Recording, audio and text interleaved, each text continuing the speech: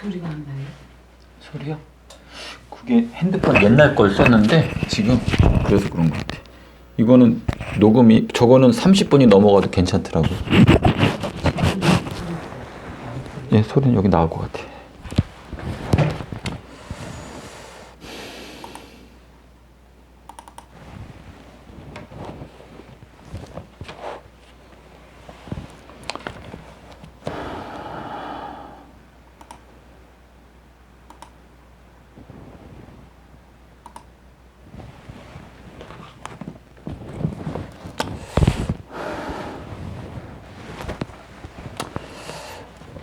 기쁜 안식일입니다. 예, 거룩한 안식일이라고 해야지 맞는 것 같은데 하나님께서 저희들에게 안식일의 축복을 주셨는데 안식일은 거룩한 안식일이다 라고 저희들에게 말씀을 하셨습니다.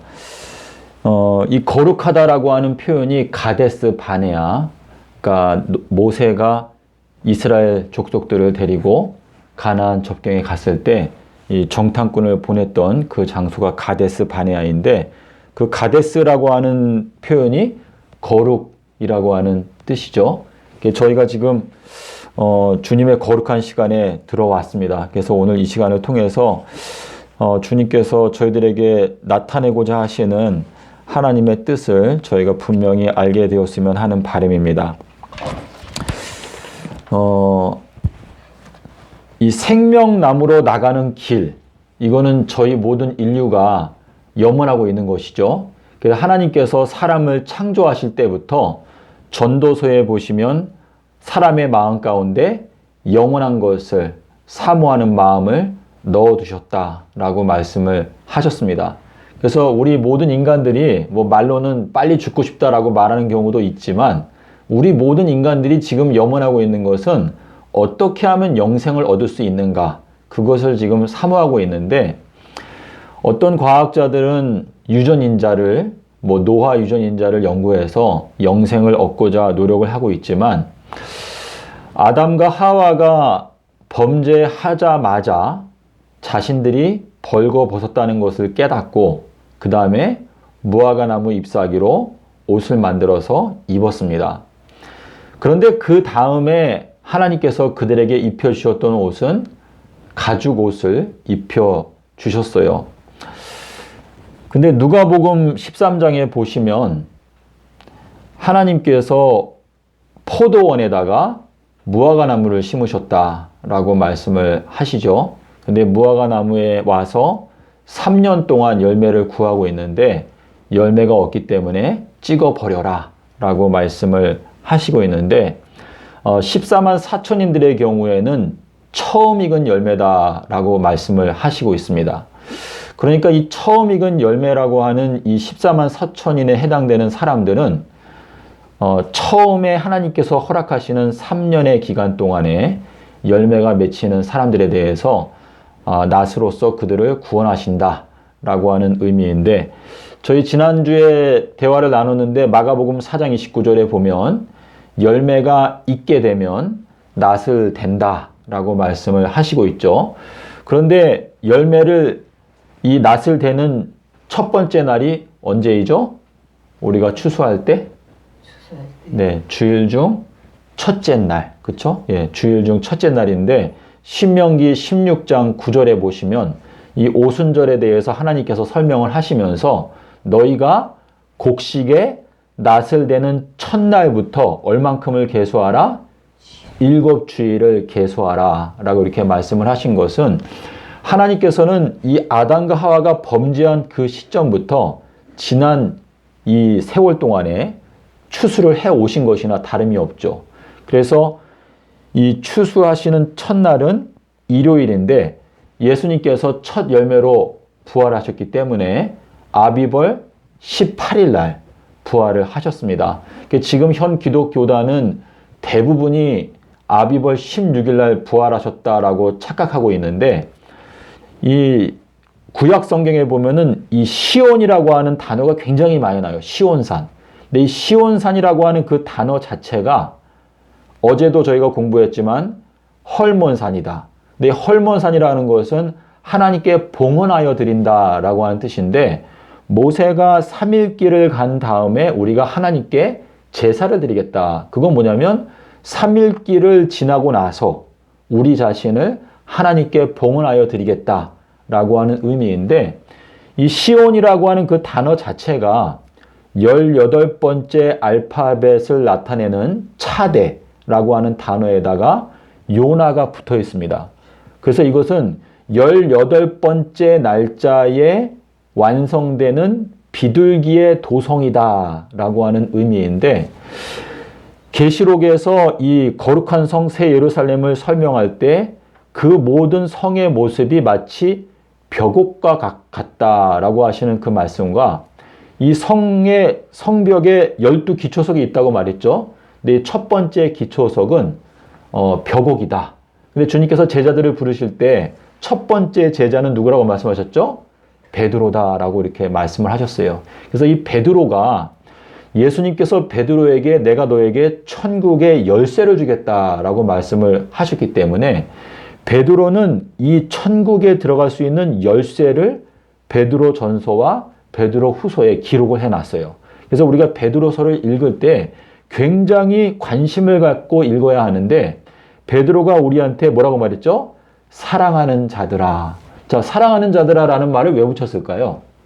사랑하는 자들아. 그 다음에 뭐라고 그랬어요? 주께는 천년이 하루와 같고 하루가 천년과 같은 이 한 가지 사실을 잊지 말라라고 말을 했는데 이 사랑하는 자라고 하는 그 표현이 앞에 붙은 것은 하나님 아버지께서 예수님에 대해서 뭐라고 말했습니까? 너는 내가 사랑하는 아들이다. 그러면서 이 주변에 있는 사람들에게 너희들은 내 아들의 말을 들어라. 이렇게 말씀하신 그 시점이 예수님께서 하나님 아버지께로부터 비둘기의 성령을 받으실 때에 너는 내가 사랑하는 아들이다 라고 하는 말을 들었거든요. 그래서 이 사랑이라고 하는 것은 무엇을 통해서 부어진다고 말했죠? 예, 로마서 5장 5절에 보면 뭐라고 말씀했습니까? 우리가 갖고 있는 소망이 부끄럽지 않은 이유는 하나님의 사랑이 우리의 마음 가운데 무엇을 통해서? 성령을 통해서 부어지게 된다라고 말씀하셨습니다. 그러니까 하나님께서 또는 예수님께서 우리들을 사랑하시는 그 사랑이 어떻게 무엇을 통해서 나타난다? 성령의 임재를 통해서 나타나게 된다라고 말씀을 하시고 있습니다. 그래서 베드로가 사랑하는 자들아 주께는 천년이 하루와 같고 하루가 천년과 같은 이 한 가지 사실을 잊지 말라 이렇게 말하는 것은 우리가 비둘기의 성령을 받게 될 때 이 천년이 하루와 같고 이 비밀 이것이 열쇠인데 천국 문을 열고 들어가기 위해서 열쇠가 반드시 필요하지 않습니까? 근데 이제 화인 여사는 그것을 금 카드라고 이렇게 설명을 하고 있는데 이 천국 문으로 들어가는 그 문은 재료가 뭐예요? 계시록에 보면 예, 진주라고 되어 있고 그 진주에 대해서 예수님께서 요한복음 10장에서 뭐라고 말했죠? 또다시 진실로 진실로 너희에게 말하노니 내가 양의 문이다 라고 말했어요. 요한복음 10장에 보면은 10장 7절 그 앞에 절에 뭐라고 되어 있어요? 제자들이 이 말씀을 듣기는 들었지만 그 말씀을 전혀 깨닫지 못하였기 때문에 7절에서 예수님께서 다시 한번 반복해서 말씀을 하시면서 내가 또다시 진실로 진실로 너희에게 말하노니 내가 양의 문인데 나를 통해서 들어가지 아니하는 자들은 다 절도고 강도이다 라고 말씀을 하시면서 문으로 들어가는 자가 무엇이다라고 말했죠? 문으로 들어가는 자가 예, 양의 목자다라고 이렇게 말씀을 하셨어요. 그래서 성경에 보면은 목자장이 있고 또 목자가 있는데 우리 주님의 부름을 받는 자들은 다 목자로 부름을 받는 거예요. 주님께서 베드로와 함께 성전에 들어갈 때 성전 세금을 걷는 사람들이 뭐라고 말했죠? 왜 너희 선생님은 성전 세금을 내지 아니하느냐? 예수님께서 뭐라고 말했어요? 너가 가서 낚시를 던져서 첫 번째 올라오는 그 물고기의 입을 열게 되면 거기에서 그 예수님의 그 세금과 베드로의 세금 그거를 내라 라고 말씀을 하셨죠. 근데 우리가 이 성전 안에 계수해서 들어가려면 우리가 내야 되는 속전이 얼마예요? 반세겔이라고 되어 있죠. 근데 그걸 이제 우리가 성경으로 계산하게 되면 두 사람을 뜻해요. 두 사람. 그러니까 이거는 뭐냐면 주님께서는 우리에게 이제 달란트의 비유를 통해서 말씀하시는 게 우리가 14만 4천인으로 계수되기 위해서는 내가 두 사람은 주님께로 인도를 해야 된다라고 하는 명령이 분명히 있는데 다윗이 사무엘하 24장에서 백성들을 계수했었죠. 근데 계수할 때 뭘 안 냈어요? 속전을 내지 않았어요.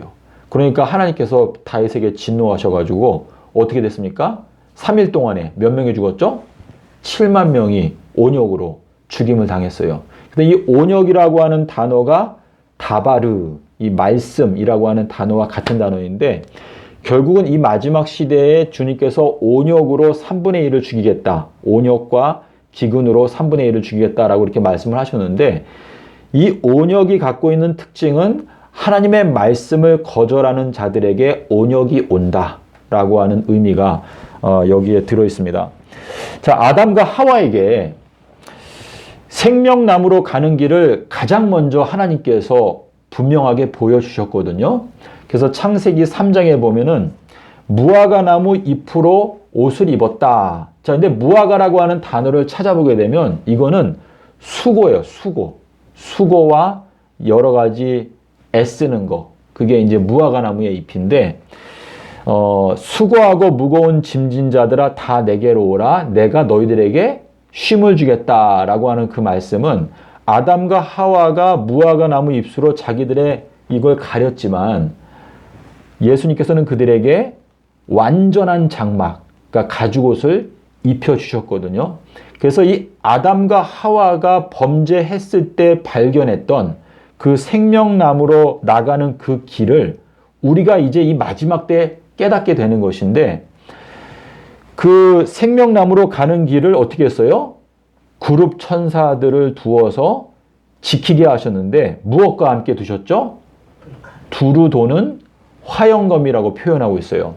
자, 근데 두루 도는 화영검이라고 하는 이 단어를 구체적으로 따져보게 되면 그러니까 두루 도는 화영검이라고 하면 좀 마음 가운데 좀 두려운 마음도 있고 신비감도 있지만 그게 정확하게 무슨 뜻이 있는지 잘 모르는데 이 단어를 각각을 따져보게 되면 거기에 이렇게 말했어요.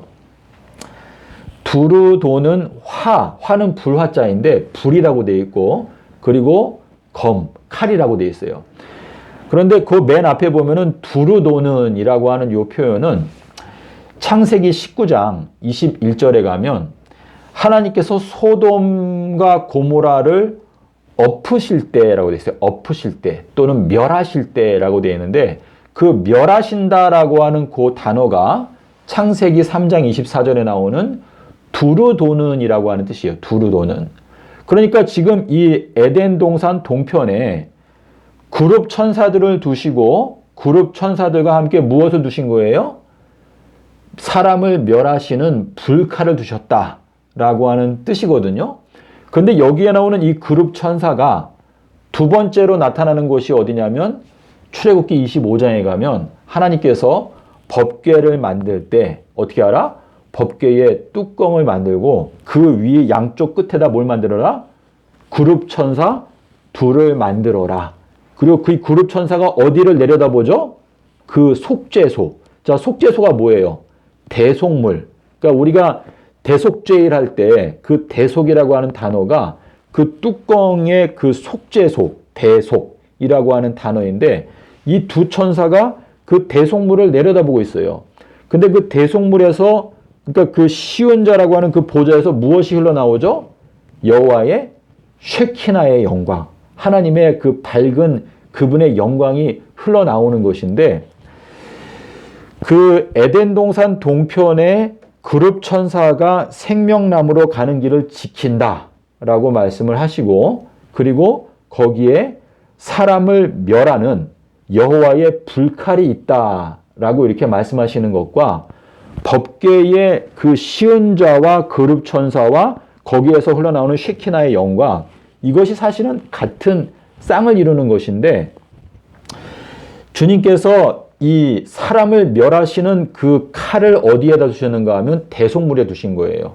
그러니까 예수 그리스도를 나의 대속물로 영접하지 아니하게 되면 그 사람은 멸망을 받을 수밖에 없다라고 하는 의미인데, 방주에 대해서 생각을 해보면 방주의 재료가 무엇이었죠?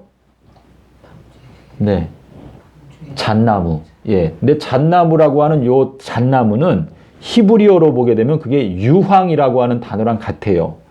그러면 유황과 잣나무가 같은 단어를 쓰고 있는데 계시록에 가면은 유황불이 나오거든요. 그래서 이 유황불로 멸망을 받는다라고 하는 것은 방주를 건축할 때 잣나무, 그러니까 유황으로 건축했다라고 이해를 해도 맞는데, 유황으로 건축하고 그 안쪽과 바깥쪽을 무엇으로 발랐다?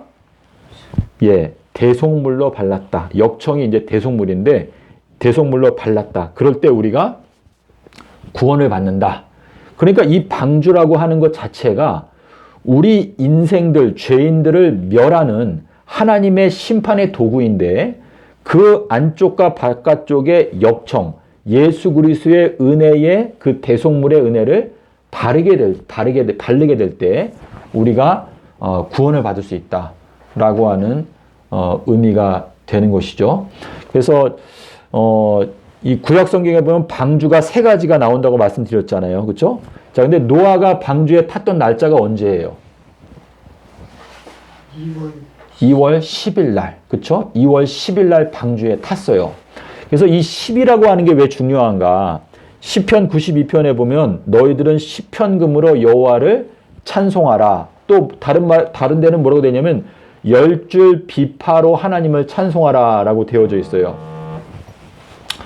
자, 이 비파라고 하는 단어는 시편에 2번 나오는데, 이 시편에 나오는 비파는 히브리어 원어로 보게 되면 포도주를 담을 수 있는 가죽 부대를 말해요. 그래서 이것도 역시 예수님의 희생을 나타내는 것인데,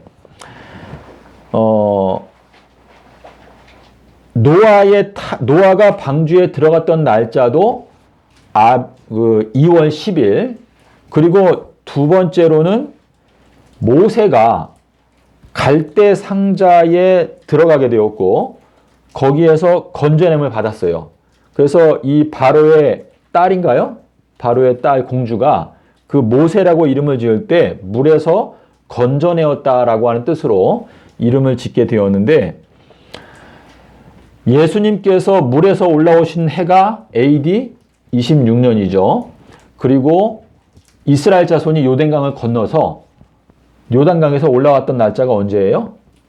아비벌 10일이죠. 여호수아서 4장 19절에 보시면 아비벌 10일 날 이스라엘 자손들이 요단강에서 올라왔다. 그래서 이 아비벌 10일이 가리키는 게 예수님의 침례 사건인 26년도. 네? 그리고 이것이 다 지금 10이라고 하는 숫자를 가리키고 있는데, 법궤의 경우에도 지성소에 들어가는 날짜가 언제예요? 네. 지성소에 들어갈 수 있는 날짜. 지성소에 들어갈 수 있는 날짜는 7월 10일이죠. 그래서 지금 우리가 이 시편금으로 하나님을 찬송하라라고 하는 말씀을 생각하게 되면 시편 92편에서 말하는 너희가 10이라고 하는 숫자를 가지고 깨달아서 하나님을 찬송하라라고 하는 이 말씀 속에서 제가 지금 말씀드린 방주 3개가 있지 않습니까? 첫 번째 방주는 노아의 방주인데, 노아의 방주는 2월 10일 날 들어갔어요. 그리고 이제 모세가 물에서 올라왔지 않습니까? 근데 이 물에서 올라온다라고 하는 것은 여호수아서 4장 19절에 나오는 아비벌 10일, 그리고 예수님께서 침례를 받으셨던 서기 26년도도 역시 아비벌 10일에 해당되는 연도를 가리키고 있거든요. 그리고 이제 세 번째로 법궤, 지성소에 있는 그 법궤의 뚜껑, 그것이 이제 대속물, 시은 자라고 하는 뜻인데, 그 지성소에 들어갈 수 있도록 허락된 날짜가 7월 10일이에요. 그러니까 이 7월 10일이 갖고 있는 그 의미가 시편 92편에서 말씀하시는 시편금으로 하나님을 찬송하라 라고 하는 그 말씀과 연관이 되어져 있습니다. 그래서 지금 이 성경 전체에서 이 성경 전체를 관통하는 그 핵심 이 뼈대를 깨닫기 위한 숫자가 10이라고 하는 숫자인데, 아담과 하와가 그 2월 10일 날, 수요일 날 범죄하고 그리고 바로 대속물을 받았죠. 그리고 14일 날, 일요일 날 양을 죽여서 가죽옷을 입고 그리고 15일 날 아담과 하와는 출애굽을 한 거예요. 그러니까 에덴 동산에서 나온 것이죠. 그래서 그 15일부터 에덴 동산에서 나와가지고 지금 저희가 다 광야 생활을 하고 있는 것인데 이제 7번째 천년기가 들어오게 되니까 우리가 창세로부터 감추어져 있었던 비밀들을 깨닫게 하신다. 예, 이러한 의미인데 자, 우리 여기 두 번째 사진을 보시면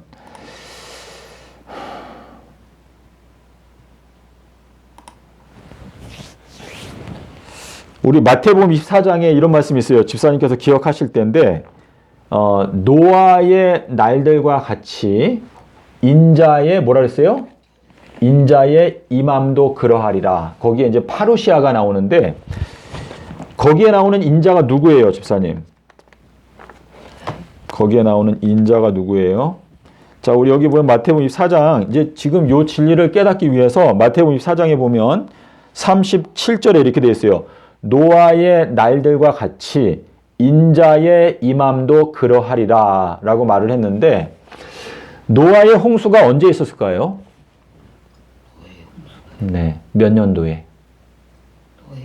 네, 자, 주님께서 시편 90편 4절에서 뭐라고 말했죠? 천년이 주님께는 무엇과 같다? 밤의 한 경점과 같다라고 말했어요.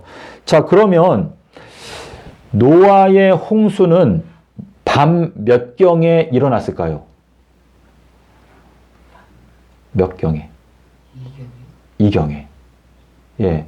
왜냐하면은 노아는 아담의 10대 손인데 우리가 그 나이를 계산해 보면 노아 홍수가 있었던 시점은 기원전 2500년쯤 돼요. 근데 거기에 대해서 학자들이 조금씩 차이가 있어서 정확한 연도를 말하는 건 별로 의미가 없는 것 같은데 그냥 우리가 알 수 있는 거는 노아가 600세 되던 해에 그러니까 이거는 600세라고 하는 것은 지구 역사가 6000년이 차게 될 때 이제 멸망의 홍수, 진리의 홍수가 온다라는 것을 알리기 위해서 600세라고 말씀하신 것인데 노아의 홍수가 내렸던 시점은 밤 이경이었어요. 밤 이경.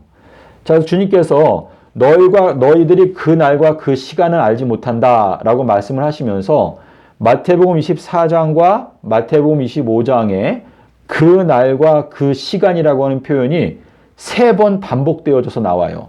그런데 24장하고 25장은 같은 내용이에요. 왜냐하면 25장 1절에서 그때의 천국은 마치라고 시작하거든요. 그런데 밤중에 소리가 나되 자, 밤중은 언제죠? 밤 이경이죠. 이경. 자, 주님께서 부활하신 시간은 언제라고 말했어요? 새벽에. 그렇죠? 새벽에라고 되어 있고 집사님 말씀대로 사경이 맞는데 마태복음 14장 25절에 가니까 예수님께서 그러니까 예수 그리스도 그분 자신께서 제자들에게 오셨던 시점은 밤 사경이었어요. 근데 이 밤 사경은 예수님께서 태어나셨던 기원전 5년도 밤 사경이죠. 왜냐하면 4번째 천년기였기 때문에. 그렇죠? 그런데 이제 새 예루살렘이 내려오게 되는 때도 언제예요? 밤 사경이죠. 근데 우리가 지금 여기 도표에 보시는 대로 자, 지금 아담과 하와가 범죄한 다음에 지금 제가 여기에 이 지구 역사 전체를 이렇게 일주일로 제가 그려놨는데 노아의 홍수가 있었던 때는 언제예요? 여기 월요일에 해당되는 여기 제2경 보이시죠? 화면에 예, 여기 두 번째 밤 2경에 노아의 홍수가 있었어요. 근데 주님께서 여기 마태복음 24장에서 뭐라고 말씀하세요? 노아의 날들과 같이 뭐라 그랬어요? 인자의 임함도 그러하리라 라고 말씀을 하셨는데 마태복음 24장과 마태복음 25장에 딱 시간이 나타나는 한 가지 시간은 뭐냐면 밤중에 소리가 나되 보라 신랑이로다 맞으러 나오라 라고 했을 때 지혜로운 처녀들과 미련한 처녀들이 이미 결정이 끝났고 뭐라고 그랬죠? 그때 문이 닫혔다라고 기록하고 있어요. 그래서 지금 여기 마태복음 24장에서 노아의 날들과 마찬가지로 인자의 임함도 그러하리라 라고 하는 그 말씀은 이 인자는 주님께서 내가 너희들 앞에 먼저 보내는 한 사람이 있는데 그게 엘리야다 라고 이렇게 말씀을 하셨는데 여기 인자의 임함이라고 하는 이 표현에서 우리가 관심을 가져야 되는 것은 엘리야의 사명, 그러니까 엘리야가 전파하는 그 기별을 받아들이는 자들이 지혜로운 처녀로 들어가게 된다라고 하는. 그래서 지금 여기 화면에 보시면은 이 노아 홍수가 내렸던 이경, 노아의 날들과 같이, 자, 그리고 우리가 어디에 있죠, 지금? 저희도 지금 이경에 있죠. 예수님의 십자가 사건 기준으로 봤을 때 이경에 있어요. 그렇죠? 그래서 이 이경이 끝나는 게 언제예요? 2030년. 그렇죠? 예, 2030년이 되면 이경이 끝나는 것이죠. 그래서 2030년까지가 결국은 뭐냐면 노아의 홍수의 기간이나 다름이 없다라고 하는 의미인데 요 1경, 2경, 3경, 4경을 예수님의 그 순환 주간으로 들어가게 되면 예수님께서 십자가에 무슨 요일날 돌아가셨죠? 수요일날 돌아가셨어요. 자, 그러면은 목요일은 몇 경이에요? 목요일. 예, 목요일. 1경. 그렇죠? 그리고 금요일은 2경. 그리고 토요일은 3경인데 마가복음 16장에 보게 되면 이제 주님께서 부활하시는 장면을 설명할 때 새벽에라고 되어 있는데 자, 그 새벽에 갔을 때 그 돌이 어떻게 되어 있었어요? 돌이 굴러져가 있었죠. 자, 근데 나사로를 살리실 때에도 예수님께서 뭐라고 명령하셨어요? 돌을 굴려 놓으라, 옮겨 놓으라 이렇게 말씀하셨는데 거기 보면은 예수님께서 마르다와 그의 동생과 나사로를 어떻게 하셨다? 사랑하셨다라고 되어 있어요. 자, 사랑하셨다라고 하는 그 표현 속에서 예수님께서 그 세 사람을 사랑하셨다라고 하는 것은 예수님께서 그들에게 거룩한 성령을 통해서 그들에게 주심으로 그들을 사랑하신다는 것을 나타내셨다라고 하는 뜻인데 나사로의 이름의 뜻이 뭐라고 그랬죠? 예, 나사로. 나사로는 도와주신다라고 하는 뜻인데 누가복음 16장에도 가보면 뭐가 나오죠? 거지 나사로와 부자가 나와요. 그래서 이것은 라오디게아 교회 성도들과 그리고 주님이 도와주시는 거지 나사로를 의미하는 것인데 이사야서 41장 10절에서 내가 나의 의로운 오른손으로 너를 붙들리라 라고 말씀을 하셨지 않습니까? 근데 이 오른손의 아들이 누구예요? 베냐민이죠. 베냐민. 그래서 베냐민은 이 지구 역사 마지막 막내를 의미하는 뜻이 있는데 주님께서 그분의 오른손으로 오른손은 무슨 손이죠? 의로운 손이에요. 그렇죠? 의로운 손으로 건지신다.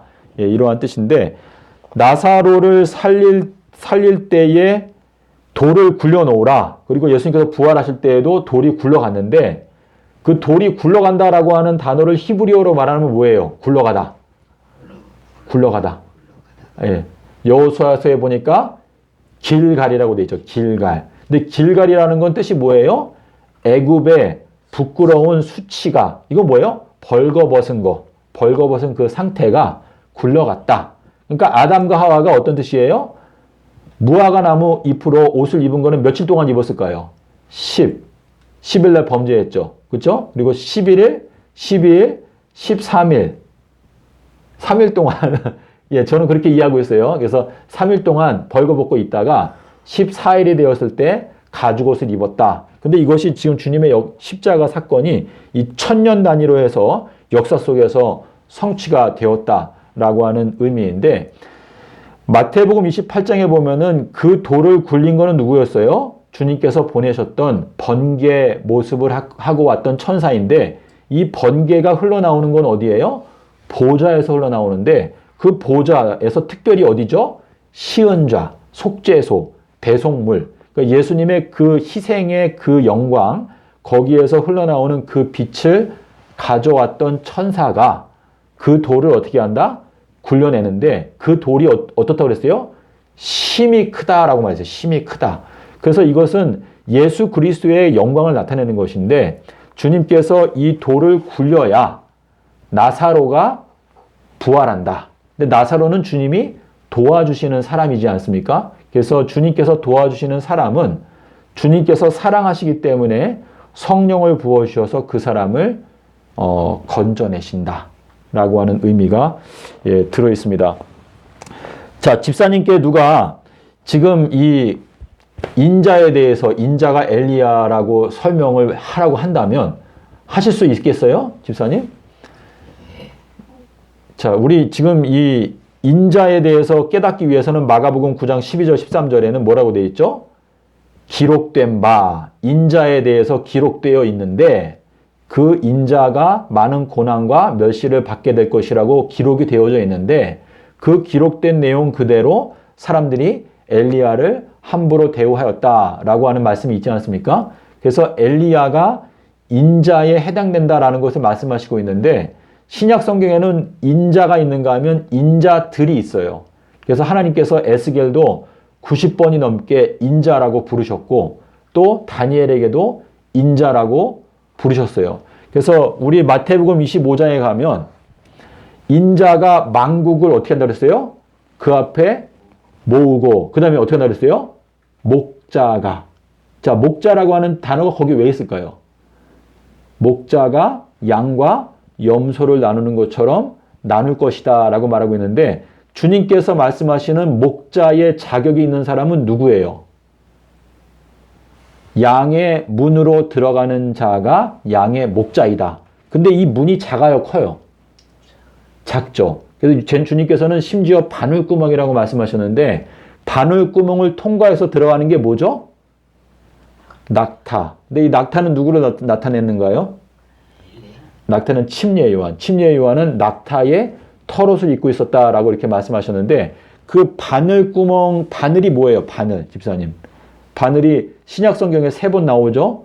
3번 나오는데 이 바늘이 뜻하는 게 뭐예요? 2가지가 있는데 마태복음과 마가복음의 경우에는 이 바늘이 뭐예요? 지팡이. 예, 지팡이고 또 하나는 뭐죠? 화살. 예. 그래서 지금 바늘이 3번 나오는데 그래서 이 바늘이 가르치는 게 뭐냐면 다 이 요나의 표적과 연관되어져 있는 말씀인데 주님께서 말씀하시는 목자는 요나의 아들아 네가 목자가 되어라 라고 하는 말씀이 요한복음 21장 15절부터 3번을 말씀하셨어요. 요나의 아들 시몬아 너가 나의 양들을 먹이는 목자가 되어라. 양들을 먹여라. 이렇게 말씀을 하셨는데 제가 무슨 얘기하다 지금 얘기로 건너왔지? 예. 그래서 마태복음 25장에 인자가 나오죠? 또 누가 나와요? 임금이 나오죠? 임금. 또 누가 나와요? 아버지가 나오죠. 마태복음 25장의 31절부터 그 내용을 잘 보셔야 되는데 마태복음 25장에 나오는 그 만국을 모은다라고 하는 그 만국이 계시록 12장에 나오는 만국을 철장으로 다스리는 남자라고 하는 같은 단어이거든요. 그래서 인자가 만국을 모아놓고 목자가 양과 염소를 나누는 것처럼 나눈다라고 하는 이 표현은 뭐냐면 엘리야에게 양과 염소를 나누는 책임을 맡긴다라고 하는 뜻이고 요한복음 5장에 보면 이렇게 돼 있어요. 아버지께서 아무도 심판하지 아니하시고 뭐라 그랬죠? 모든 심판을 다 아들에게 맡기셨으니라고 되어 있는데 예수님께서도 마태복음 24장 45절과 47절에서 뭐라고 말했죠? 충성되고 지혜로운 청지기가 있는데 그 청지기가 나타나게 되면 내가 그에게 나의 모든 소유를 다 맡기겠다라고 말했어요. 그래서 엘리야가 하는 일은 천년에 지금 이미 진행되고 있지만 1000년 동안에 하는 일이 뭐예요? 양과 염소를 확실하게 갈라내는 일을 하는데 그 과정에서 책을 펴놓고 하는 거죠. 그렇죠? 책을 펴놓고 그 모든 과정을 하고 나면 그 다음에 임금께서 뭐라고 말씀하시죠? 오른편에 있는 자들에게 내 아버지께 복받을 자들이여 창세로부터 너희들을 위하여 예비되어져 왔던 하나님의 나라를 어떻게 하라? 상속하라 라고 말했는데 그 상속받게 되는 시점이 언제예요? 상속받게 되는 시점이 계시록 21장에 가니까 뭐라고 그랬죠? 이기는 자는 이것을 상속으로 받으리니 나는 그의 하나님이 되고 그는 나의 아들이 될 것이다 라고 말씀을 하셨습니다. 자, 그래서 우리가 이 화면을 통해서 알 수 있는 게 뭐냐면 예수님께서 제자들은 예수님의 얼굴을 봤어요, 못 봤어요? 봤어요? 봤어요? 부활하신 예수님이요? 예. 봤죠. 자, 그러니까 이거 얼굴을 봤다. 자, 얼굴을 보게 되는 때는 언제예요, 집사님? 얼굴을 보게 되는 때. 자, 고린도전서 13장 10절과 12절에서 완전한 것이 올 때에는 우리가 그 얼굴을 본다라고 말했는데 그 얼굴을 보는 이야기가 계시록 22장에 가니까 4절에 뭐라고 되어 있어요? 천년기가 지나간 다음에 우리가 그분의 얼굴을 본다라고 되어 있는데 이 완전이라고 하는 건 무엇과 연관이 있죠? 제3일. 누가복음 13장 32절에서 제3일에는 내가 완전하게 된다라고 말씀을 하셨잖아요. 그래서 이 제3일에 대해서 깨닫게 되는 건 무엇을 받아야 깨닫죠?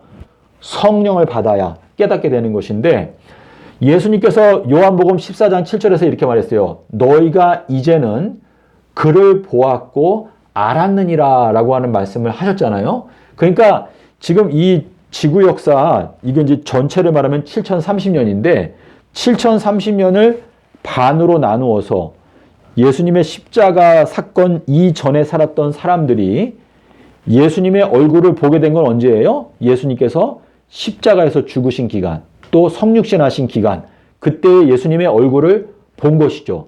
그러니까 나를 본 자는 아버지를 보았거늘 이라고 말씀하신 것은 예수님을 따라다녔던 제자들이 3년 기간 동안에는 예수님의 얼굴을 봤을까요? 못 봤을까요? 그러니까 예수님의 제자들이 예수님을 3년 동안 따라다녔죠. 따라다니는 기간 동안에는 예수님께서 하시는 말씀을 듣고도 그거를 깨닫지 못한 내용들이 많이 있죠. 그게 어디에 나오니까? 마가복음 9장 32절에 또 누가복음 9장 45절에 또 누가복음 18장 33절에 보면 제자들이 그 말씀을 듣고도 깨닫지 못한지라 물어보는 것도 무서워하더라. 이는 그 말씀이 숨겨진 바 되었습니다. 라고 말했어요. 그러니까 숨겨져 있다는 건 무슨 뜻이냐면 제자들이 예수님과 육신적으로는 한 공간에 있지만 예수님에 대해서 실제로 알지 못한다. 예수님을 깨닫지 못하고 있다. 예수님을 보지 못하고 있다. 또 예수님을 통해서 아버지 하나님을 보지 못하고 있다라고 하는 뜻인데 요한복음 14장에 가니까 주님께서 말씀하시기를 내가 너희들을 위하여 처소를 예비하러 가는데 그 예비가 끝나면 다시 올 건데 너희가 이 내가 예비하러 갔다가 다시 온다라고 하는 이 말씀을 잘 듣게 되면 너희들은 내가 가는 길을 이제 알게 될 수 있다라고 말씀하셨잖아요. 근데 그 예비가 끝나는 게 언제예요? 3000년이 지나간 다음에 새 예루살렘에 내려오는데 계시록 21장 2절에 보니까 그 성이 그 예비한 모습이 신부가 남편을 위하여 예비한 것 같더라 라고 말하고 있기 때문에 제자들이 요한복음 14장 1절부터 잘 들었으면 제자들이 깨닫게 된 게 뭐였어요? 근데 제자들이 이건 알았죠. 그래서 에베소서에도 12 사도들과 또 그 선지자들에게 알려주셨던 그 비밀을 그 중간 시대 동안에는 다 숨겨두셨다라고 지금 말씀하시면서 성경에는 뭐가 나와요? 2세대가 나오고 뭐가 나오죠? 다른 세대. 예, 에베소서 3장 5절에 나오는 것처럼. 그래서 제자들이 그 예수님께서 걸어가시는 길을 알았고, 그리고 이제 14장 7절에 가면 예수님께서 직접 말씀하셨잖아요. 나를 본 자는 아버지를 보았거늘 어찌하여 아버지를 보이라 하느냐라고 이렇게 말씀하셨는데 고린도후서 3장 16절에 가면 이렇게 말했어요. 예수님의 얼굴에 있는 하나님을 아는 그 영광을 우리에게 비춰주셨다라고 말씀하시고 있거든요. 그러니까 예수님의 얼굴은 어때요? 이 얼굴은 뭐예요? 그 사람의 마음 가운데 있는 이 마음의 모든 생각의 거울이 얼굴이잖아요. 내 마음이 만약에 슬픔이 있으면 얼굴이 어떻게 되죠? 찌그러지죠. 내 마음에 기쁨이 있으면 얼굴이 환하게 피는데 예수님의 얼굴에 있는 하나님의 영광을 깨닫고 계시는 그 빛이 예수님의 얼굴을 통해서 우리에게 비추어졌다라고 기록을 하시고 있는데 예수님의 얼굴은 무엇과 같다? 번갯빛과 같다라고 하는 그 말씀은 예수님의 얼굴 자체가 예수님의 이 머릿속에 예수님의 마음속에는 지극히 거룩하신 아버지 하나님의 영이 거기 거하시기 때문에 예수님 자체가 지극히 거룩한 분이고 그분 자체가 지성소이다 라고 하는 의미가 거기에 들어있는 것이죠. 그래서 예수님께서 그러니까 예수님과 제자들이 함께 걸어 다녔다라고 하는 그 뜻은 예수님은 제자들은 지성소에서 예수님과 함께 거했다라고 하는 뜻이나 다름이 없는 것인데 계시록에 가니까 인자와 같은 분이 7 금초대 사이를 걸어 다닌다. 그거는 그 인자와 같은 분의 영광을 보면 이 얼굴이 해와 같이 빛나고 이건 지성소, 지극히 거룩하신 영이 그 인자와 같은 분의 마음 가운데 거하시는 것인데 그 지성소의 영광이 7 금초대 사이를 다니신다. 예, 그러한 의미로 말씀을 하신 것인데 자, 우리가 이 화면이 이제 가장 핵심적인 내용인데요. 노아의 날들과 같이 인자의 임함도 그러하리라 라고 하는 이 마태복음 24장에 있는 이 말씀은 여기에서 말하는 이 인자는 그 겉껍데기, 그릇, 그 겉에 껍데기 그릇을 말하자면 그거는 엘리야이고 그 속에 계신 예수님께서 보내시는 영을 말하자면 그거는 예수 그리스도의 영을 말씀하시는 거예요. 그러니까 뭐냐면 주님께서 내가 나귀를 타고 온다라고 하는 그 말씀은 주님께서 나귀 위에 앉아서 통치하시면서 오신다. 예, 이러한 의미가 거기에 들어있는 것인데 마태복음 24장에서 말씀하시는 너희들은 그 날과 그 시간을 알지 못한다라고 말씀하실 때 3번을 말씀하셨거든요. 근데 그 날과 그 시간 말씀하실 때 그 앞에 뭐라고 말씀하셨냐면 너희들은 인자가 오는 날과 시간을 알지 못한다라고 말씀하셨어요. 그런데 누가복음 12장 36절부터 보게 되면 인자가 방문하는 시간을 설명할 때 1경, 2경, 3경이라고 말씀을 하시고 있거든요. 그래서 이거는 결국은 뭐냐면 유대인들, 그리고 사마리아인들, 그리고 이방인들 이렇게 3그룹으로 나누어서 하나님께서 심판을 하시는데 이 인자가 이 지구상에 있는 만국을 다 양과 염소로 나누는데 그 과정 속에서 그 각각의 사람들을 방문한다 라고 하는 의미가 거기에 들어있는 것이죠. 그래서 우리가 알 수 있는 건 뭐냐면 마태복음 14장 25절에서 말하는 대로 주님께서 우리가 이 바다에서 노를 젓고 있다. 그건 뭐예요? 어떤 육지에 도착하기 위해서 우리가 요단강을 건너간다라고 하는 의미가 있는 것인데 그 과정 속에서 주님께서 밤 사경에 오셨다라고 하는 그 말씀은 우리들에게 너희가 끝까지 견디는 자는 구원을 얻는다. 그러니까 2030년이 되게 되면 그때는 새벽이고 밤 사경이 되는 것이거든요. 그래서 그때까지 이제 우리가 육체의 구원을 기다리고 있는 것인데 그 과정을 다 통과해야 되는데 그 7년 중에서 밤 이경은 언제일까요? 2023년도가 되면 이제 밤 이경이 되는 것이죠. 근데 이게 아마 영상을 통해서 보시는 분들이 이해를 잘 못하실 것 같은데 하여튼간 저는 그냥 제가 좀 말을 잘 못해서 예, 제가 너무 말을 좀 길게 하나요? 하여튼 오늘은 우리가 이 정도로 하고 그래서 제가 오늘 말씀드리고자 했던 조금 중요하다고 생각했던 건 뭐냐면 예수님께서 왜 노아와 마지막 때를 같이 연관지었을까? 노아 말고도 여러 가지 사건이 많이 있었는데 노아가 뜻이 뭐예요, 집사님? 노아? 네. 노아는 위로자. 예, 위로자. 근데 주님께서 내가 너희들에게 위로자를 보내주겠다. 보혜사를 보내주겠다라고 이렇게 말씀하셨거든요. 그러니까 제가 이렇게 이 상황을 보게 되면 주님께서 약속하시는 이 성령 보혜사의 은혜, 이 성령 보혜사의 은혜가 성령께서는 한 사람에게만 역사하시는 게 아니고 그분의 모든 자녀들을 통해서 역사하시거든요. 근데 그 성령께서 역사하시는 그 가장 먼저 보내시는 인물이 엘리야라는 것을 말씀을 하시고 있어요. 그래서 엘리야가 모든 것을 회복한다라고 이렇게 말씀을 하신 것은 성령께서 모든 것을 가르치신다 이렇게 말씀하셨기 때문에 앞으로 1000년의 세월 동안에 우리가 이 성경 말씀을 연구해서 성령의 은혜로 이걸 깨닫고 우리가 그 말씀을 다 배우게 될 때 우리가 하나님의 어린 양의 아내로 예비가 될 수 있다라고 하는 의미가 되겠습니다. 주는 나를 돕는 자신이 누가 나를 어떻게 하리요? 나는 사람을 두려워하지 않겠다. 이렇게 말했는데 주님께서 우리를 도와주시는 분이시라는 거, 그거를 저희가 생각하면 주님께서 나사로를 깨울 때 어떻게 말했죠? 큰 소리로 외쳐 가라사대. 근데 이 큰 음성은 나팔 소리와 같은 그 큰 음성이고, 그러니까 주께서 재림하시는 장면을 설명할 때 저가 큰 나팔 소리와 함께 천사들을 보낼 것인데 많은 사람들을 땅끝에서 모은다. 이거는 그 큰 음성 자체가 예수님의 지혜의 음성이에요. 지혜. 근데 예수님은 들레지도 아니하시고 이렇게 한다고 말했잖아요. 그러니까 이 큰 음성이라고 하는 것 자체가 믿는 자들에게는 그것이 큰 음성인데 믿지 아니하는 자들에게는 그것이 천둥 소리 또는 우레 소리 이렇게 들릴 수밖에 없는 것 같아요. 주님께서 도적과 같이 오신다라고 하는 말씀이 주님께서 이 고요하게 오시지만 깨어있는 자들에게는 그 음성이 들리고 준비될 수가 있다라고 하는 의미가 되겠습니다. 그래서 오늘 이 말씀을 생각하시면서